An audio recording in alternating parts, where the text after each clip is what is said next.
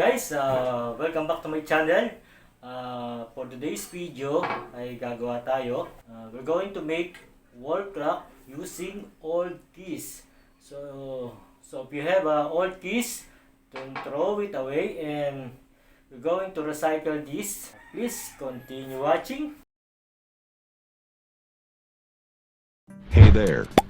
Subscribe to my channel. And also press this bell icon.